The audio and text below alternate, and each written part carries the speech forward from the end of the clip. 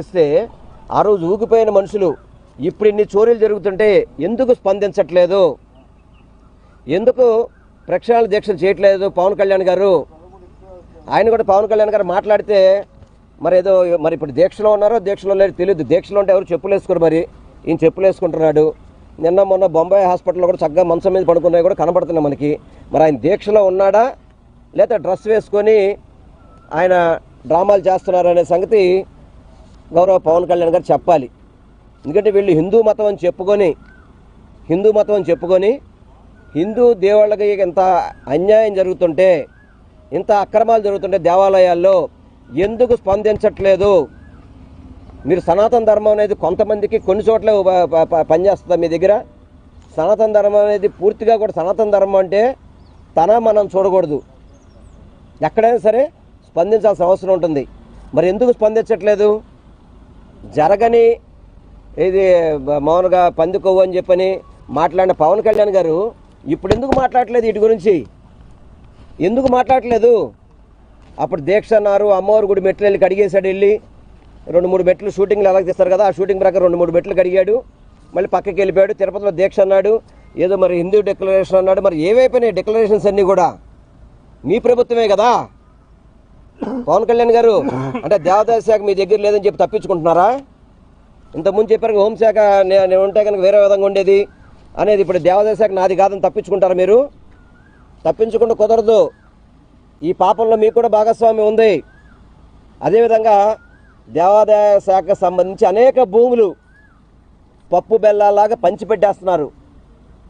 కూటమిలో ఉన్న నాయకుల యొక్క బినామీలకి పంచిపెట్టడం, కొన్ని కోట్ల ద్వారా ఆపగలుగుతున్నాం మేము. మరి కొన్ని గుట్టు చెప్పడు కాకుండా ఇచ్చేయడం జరుగుతుంది. వీటన్నిటి మీద కూడా పూర్తిగా మేము కూడా ఎంక్వైరీ చేస్తాము, న్యాయస్థానాన్ని ఆశ్రయిస్తాము. దేవాదాయ శాఖ భూములకు సంబంధించి ప్రతి ఒక్కదాన్ని కూడా కాపాడుకునే బాధ్యత వైఎస్ఆర్ కాంగ్రెస్ పార్టీ తీసుకుని తెలియపరచుకుంటే ఎప్పటికైనా కానీ చంద్రబాబు నాయుడు కానీ పవన్ కళ్యాణ్ కానీ ఈ జరుగుతున్న అపచారాలని ఖండించి వాళ్ళందరి మీద కూడా చర్యలు తీసుకోవాలని చెప్పి మేము పూర్తిగా డిమాండ్ చేస్తున్నాం. ఈరోజు కొన్ని ముఖ్యమైన విషయాల మీద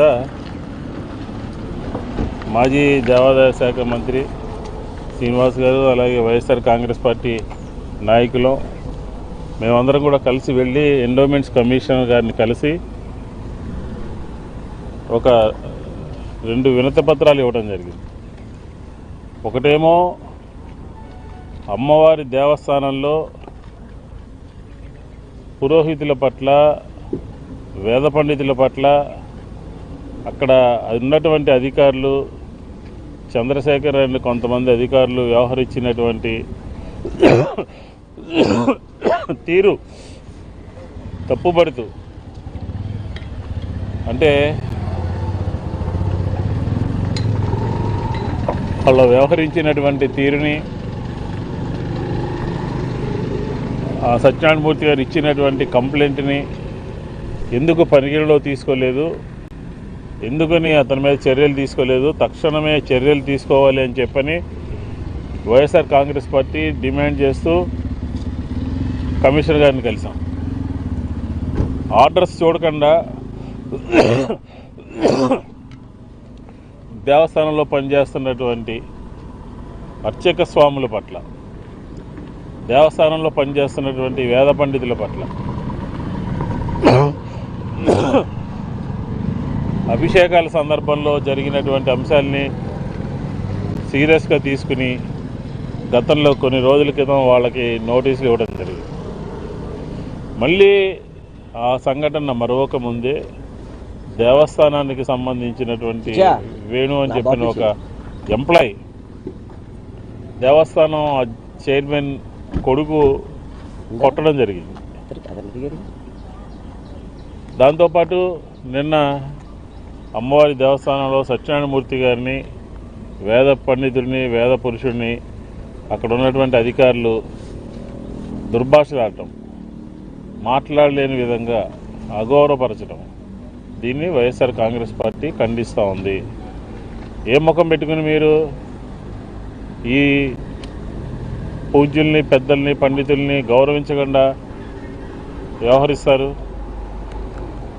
దీంతోపాటు రాష్ట్రంలో జరుగుతున్నటువంటి దేవాలయాల పరిస్థితి ఆశ్చర్యం ఏంటంటే, చంద్రబాబు నాయుడు గారి పాలనలో, కూటమి ప్రభుత్వ హయాంలో భక్తులు రాక పెరిగినా దేవుడి యొక్క నికర ఆదాయం తగ్గిపోతుంది. ఎందుకు తగ్గిపోతుంది అని చెప్పనేది ప్రజల ముందు ఉన్నటువంటి ప్రశ్నలు. కారణం పరిపాలనా వైఫల్యమా, అక్కడ ఉన్నటువంటి సిబ్బంది యొక్క చేతివాటమా, అక్కడ ఉన్నటువంటి పరిపాలనా వ్యవహార శైలి? ఉదాహరణకి చూస్తే మనం చాలా ఇష్యూస్ అన్నీ కూడా ఉన్నాయి. ఉదాహరణకి అమ్మవారి దేవస్థానంలో టికెట్లు రీసైక్లింగ్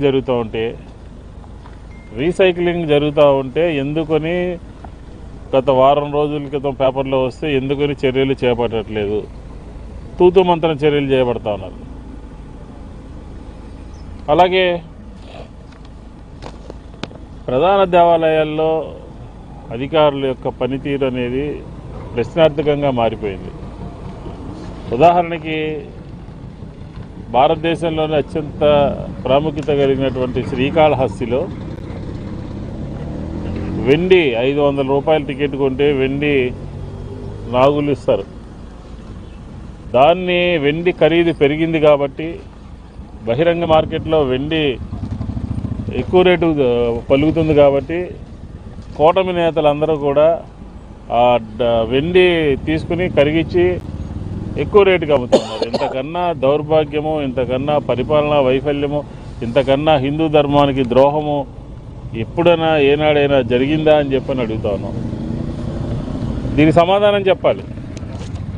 దీనికి కూటమి ప్రభుత్వము, ఎండోమెంట్స్ అధికారులు సమాధానం చెప్పాల్సినటువంటి అవసరం ఉంది. ఇందాక ఎక్స్ మినిస్టర్ గారు చెప్పినట్టు అమ్మవారి దేవస్థానానికి టెంపుల్ టూరిజం పెరిగిన తర్వాత, ప్రజలు రాక పెరిగిన తర్వాత 23-24లో 40 లక్షల మంది 93.40 lakhs మంది ప్రజలు వస్తే ఆదాయం ఏమో 156 కోట్లు దాదాపుగా రమారమి వస్తే మిగులు ఆదాయం సంగతి ఎందుకని మీరు బహిరంగపరచలేకపోతున్నారు? జనం ఎక్కువ వచ్చినప్పుడు ఆదాయం పెరగాలి కదా. అలాగే 2025-26లో కూడా 1,19,00,000 మంది భక్తులు అమ్మవారి దేవస్థానానికి వస్తే ఆదాయం సంఖ్య తగ్గింది. ఒక 140,99,00,000 అంటే 150 అదే 25%, 25 లక్షల డిఫరెన్స్ వచ్చింది. భక్తులు పెరిగితే ఆదాయం తగ్గుతుంది, 10% ఆదాయం తగ్గింది. అర్థం కావట్లేదు. ఈ కూటమి ప్రభుత్వ దేవాదాయ శాఖ నిర్వహణలో ఇది క్లియర్గా మనకి కొట్టొచ్చినట్టు కనపడుతోంది. ఏదో చెప్తున్నారు ఆదాయం తగ్గుతుంది, ఖర్చులు పెరుగుతున్నాయి, అది ఇదని ఏదో మసిపోసి మారేడికాయ చేయాలని చెప్పిన అధికారులు ప్రయత్నం చేస్తూ ఉన్నారు. అది కాదు కదా.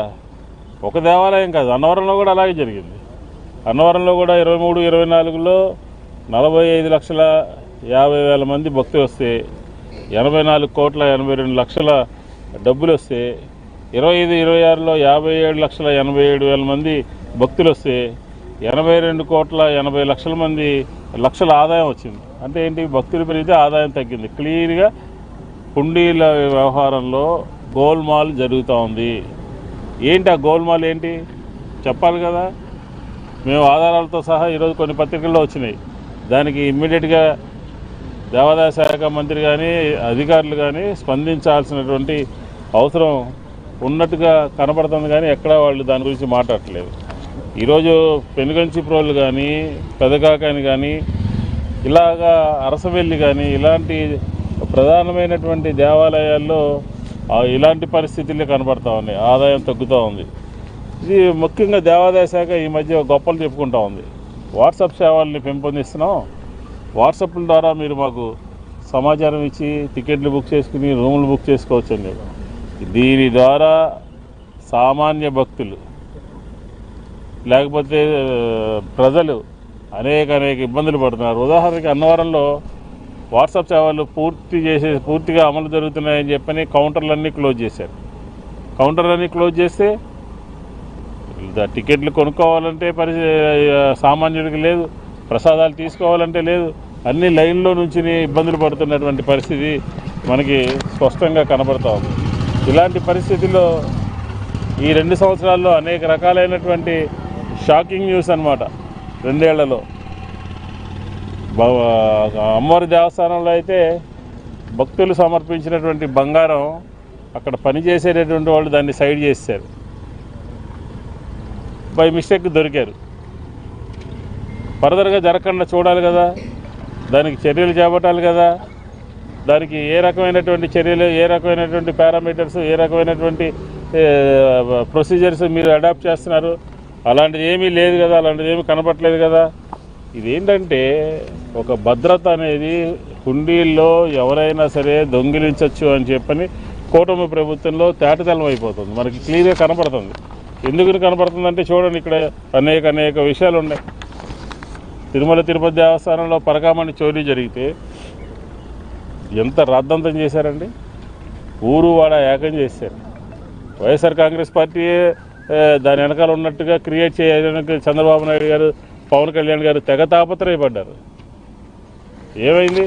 ఈరోజు మీ ప్రభుత్వ హయాంలో మీరు అధికారంలోకి వచ్చిన తర్వాత దాదాపుగా 24 ఎండింగ్ 25 నుంచి చూడండి, 25 నుంచి ఎర్రదొడ్డి గంగమ్మ సత్యసాయి జిల్లా, అలాగే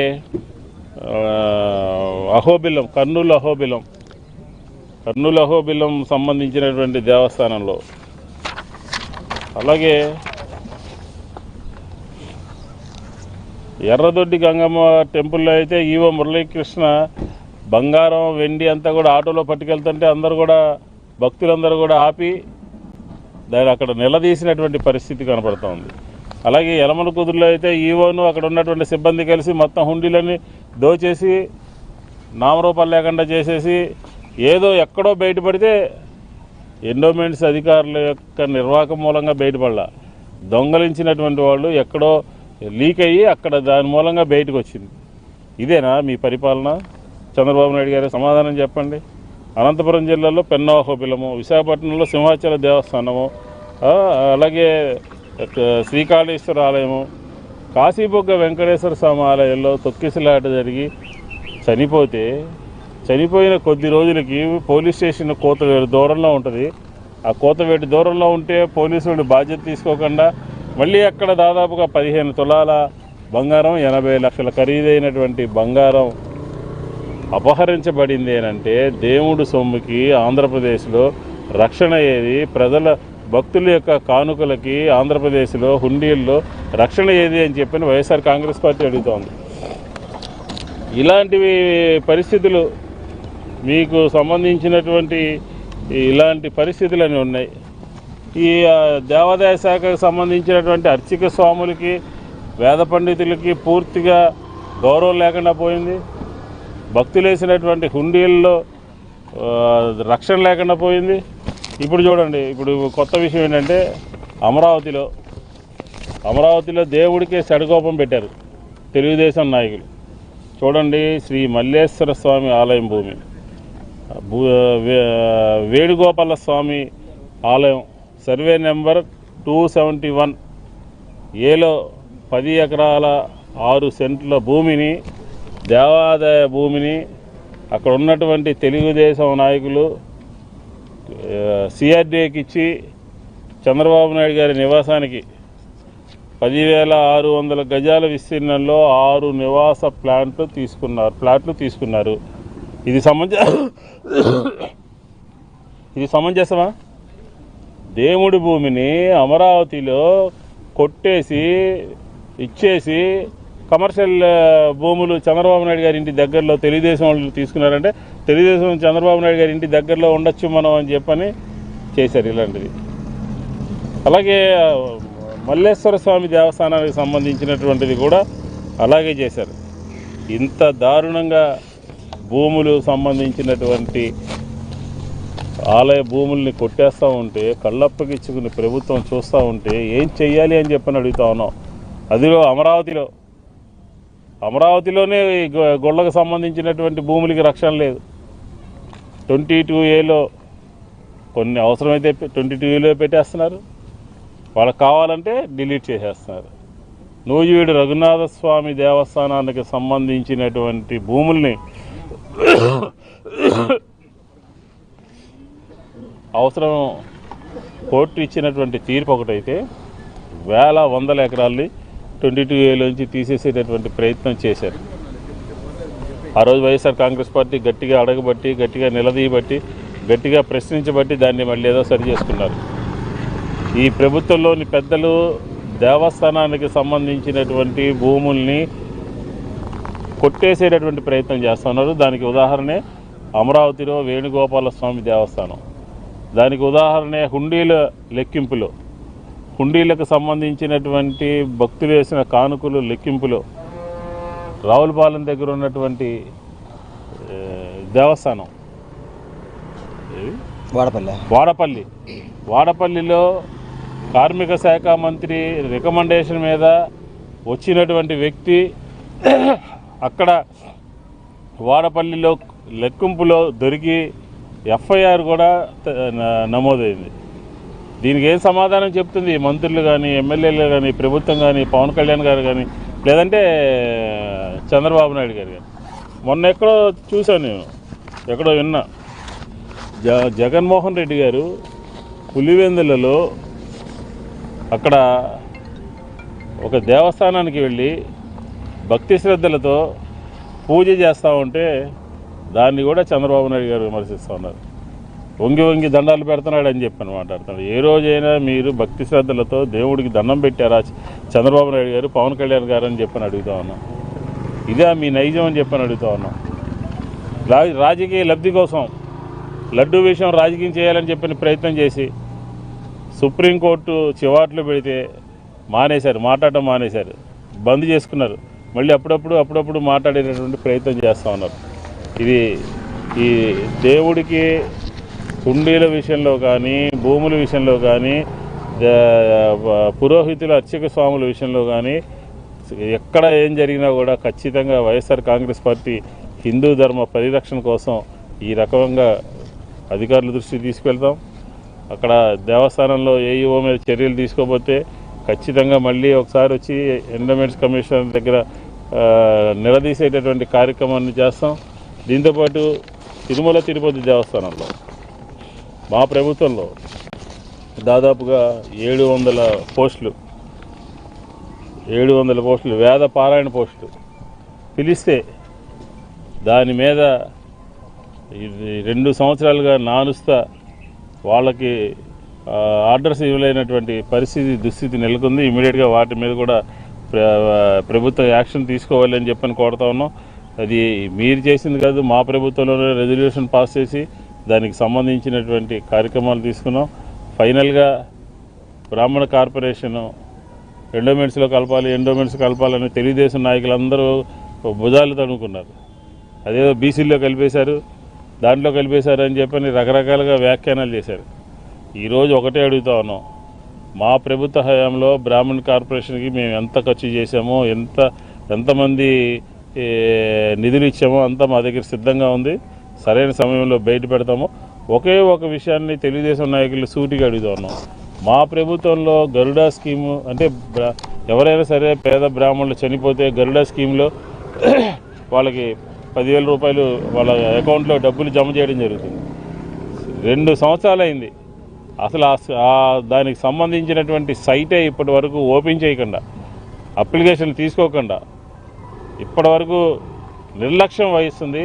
అంటే ఏ రకంగా బ్రాహ్మణ కార్పొరేషన్ వ్యవహరిస్తుందో, ఏ రకంగా బ్రాహ్మణ సామాజిక వర్గానికి సంబంధించినటువంటి వాళ్ళ పట్ల ప్రభుత్వం దుర్గగుడిలో కానివ్వండి, పైన జరిగినటువంటి అవమానం కానివ్వండి, లేకపోతే గరుడా స్కీమ్ని నిర్లక్ష్యం చేయడం కానివ్వండి, ఇవన్నీ కూడా ఉన్నాయి. ఇవన్నీ కూడా ప్రజల వద్దకు తీసుకెళ్తామని చెప్పని, అలాగే ఈరోజు ఒక ప్రధానమైనటువంటి అంశం మీద మేము కమిషనర్ గారిని కలిసాము.